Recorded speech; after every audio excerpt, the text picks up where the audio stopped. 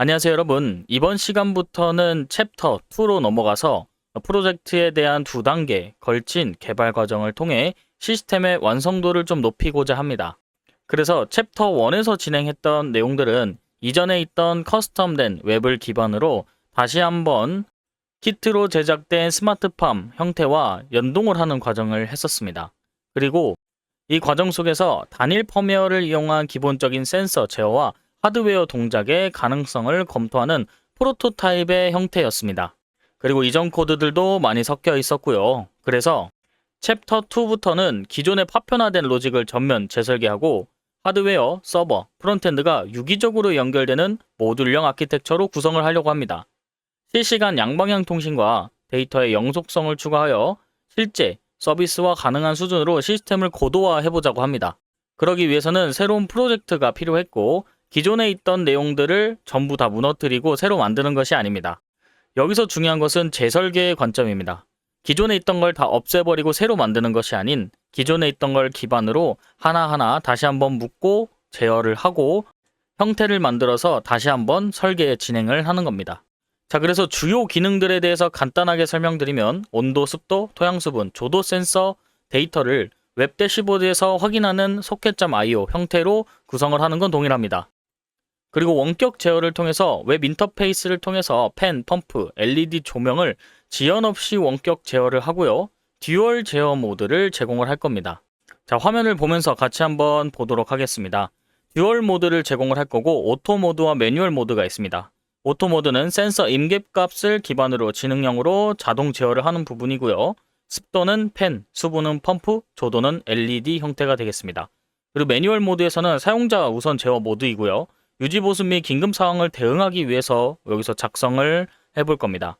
그 다음에 물리적인 조작과 웹 제어 명령 간의 실시간 상태를 동기화할 거고 밑에 시스템 아키텍처를 같이 보면은 처음에는 프레임워크 계층입니다. ESP32를 사용할 거고 C++ 기반이죠.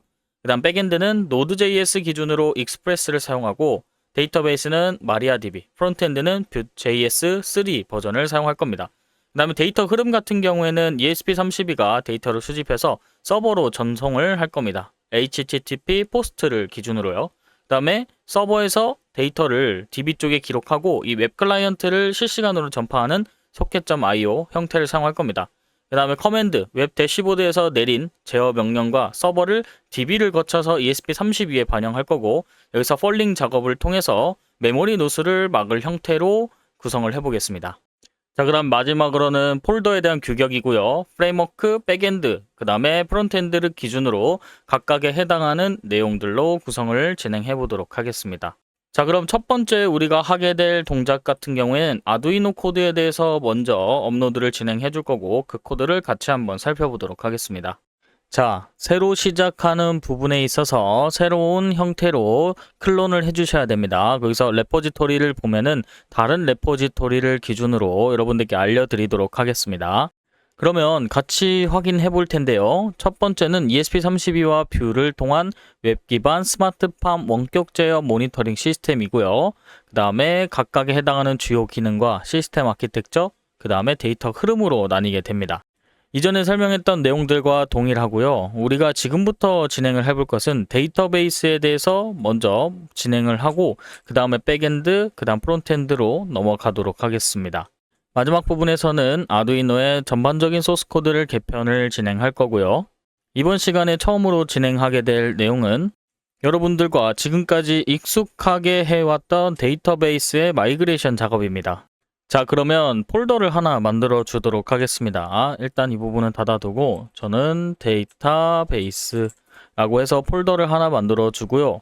여기에다가 스키마라고 만들어 주도록 하겠습니다. 우리가 데이터베이스를 처음 만들 거기 때문에 스키마라고 작성을 해 주도록 하고요.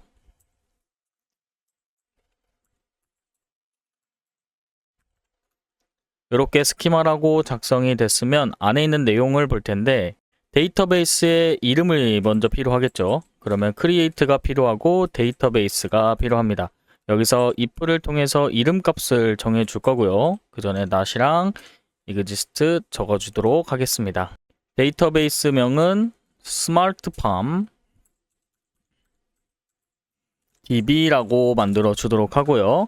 그 다음에 혹시 까먹을 수 있으니까 use를 같이 넣어 주도록 하겠습니다. 자, 그리고 첫 번째 해당하는 하우스 정보에 해당하는 부분이고요. 자, create를 통해서 일단 도움을 좀 받겠습니다. 하우스에 해당하는 부분이고 if를 통해서 만들어 주도록 할게요. 자, 여기서 id 값이 필요하고요. 간단하게 만들기 위해서 id 값 int 그 다음에 auto increment를 통해서 만들어 주는데 여기서 프라이머리 키로 잡아 주도록 하겠습니다. 그 다음에는 제가 앞에 있는 코멘트를 가지고 올 건데 여기서 프라이머리 키 코멘트 이렇게 잡아주고 하우스 고유 id라고 잡아주도록 하겠습니다. 자, 두 번째는 네임 값이 필요하고요. 하우스의 이름 값이고 그 다음에 바차에 50 난 난너를 넣어주고 코멘트도 넣어주도록 하겠습니다. 코멘트는 하우스 이름 그 다음에 디스크립션 정도만 넣어주고 위치는 나중에 추후에 넣어주도록 하겠습니다. 크리에이트에 또 나중에 넣어주도록 하고 저는 디스크립션으로 적어주도록 하겠습니다. 하우스에 대한 설명으로 적어주도록 하고요. 여기도 코멘트를 하나 달아주도록 하겠습니다. 하우스 정보 테이블인데 스마트팜 하우스 기본 정보라고 작성을 해주도록 하고요. 그 다음에는 센서 장치에 대한 목록이 필요합니다. 이렇게 해서 센서 장치 여기서 말하는 센서 장치라고 하는 것은 온도, 습도, 토양, 수분과 같은 센서들을 말하는 거고 액추에이터라고 말하는 건 실제 제어를 할 때 필요한 것들을 말하는 겁니다. 자, 확인을 해보겠습니다. 센서에 대한 장치 목록 부분이고요. 센서 디바이스라고 정의를 해주고 센서 장치의 ID 값이 정해집니다. 온도, 습도, 그 다음에 토양, 수분과 같은 ID 값, 그 다음에 하우스와 해당하는 이번 시간에는 FK 값이 없습니다.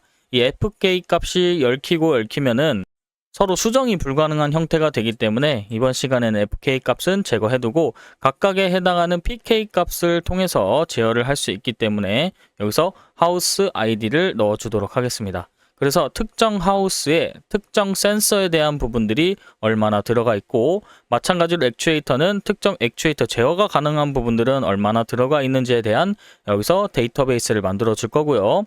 요게 같은 테이블 같은 경우는 이 센서에 해당하는 데이터를 우리가 가지고 오는 부분들이고 다섯 번째 해당하는 부분은 액추에이터의 현재 상태에 해당하는 부분들입니다. 이것은 실제로 제어가 가능한 형태로 스테이터 값을 제어할 거고요. 첫 번째는 목표 상태, 그 다음에 사용자나 서버가 설정을 하는 값이고 아두이노가 실제로 우리한테 주는 값이 있을 겁니다. 자, 요것도 아두이노 코드에 나중에 넣어서 같이 연동을 시킬 거고 그 다음에 제어 모드를 수동과 자동으로 나눠서 장치별로 독립적인 제어와 형태로 가능할 수 있도록 구성했습니다. 자, 그 다음에 여섯 번째는 히스토리용으로 액추에이터 제어에 대한 이력이 필요합니다. 그래서 어떤 사용자가 어떤 명령을 어떤 액추에이터 ID 값으로 내렸다라는 값들이 필요합니다. 그 다음에 중복 방지를 위해서 초기 값을 삽입해 주는 부분이 있고요. 이 부분부터 삽입을 진행해 주도록 하겠습니다. 자, dbeaver로 넘어왔습니다. dbeaver에서 일단 데이터베이스 생성부터 천천히 진행을 해줄 거고요. 데이터베이스 선택하는 부분, 그 다음에 하우스 정보, 센서 장치, 그 다음에 액추에이터 장치, 그 다음에 데이터 로그, 그 다음에 상태, 액추에이터 이력까지. 그 다음에 중복 방지를 위해서 초기 데이터를 넣어줄 겁니다. 이렇게 해서 하나씩 넣어주도록 하고요. 총 4개의 테이블에 삽입을 했습니다. 자, 여기 데이터베이스에서 새로 고침 눌러서 실제로 데이터베이스에 테이블이 생성된 걸 확인할 수 있고요. 각 테이블에서 데이터도 삽입된 걸 확인할 수 있습니다. 자, 여기까지 했으면 데이터베이스를 생성하는 부분이 있었고요. 다음 시간에 하게 될 내용은 이번 시간에 했던 내용을 복기를 먼저 할 겁니다. 그래서 테이블을 왜 생성했고 특정 테이블을 기준으로 어떻게 데이터가 들어갈 수 있는지에 대해서 먼저 설명드리고 다음 시간 내용 진행하도록 하겠습니다. 자, 이번 시간은 여기서 마무리하도록 하겠습니다. 감사합니다.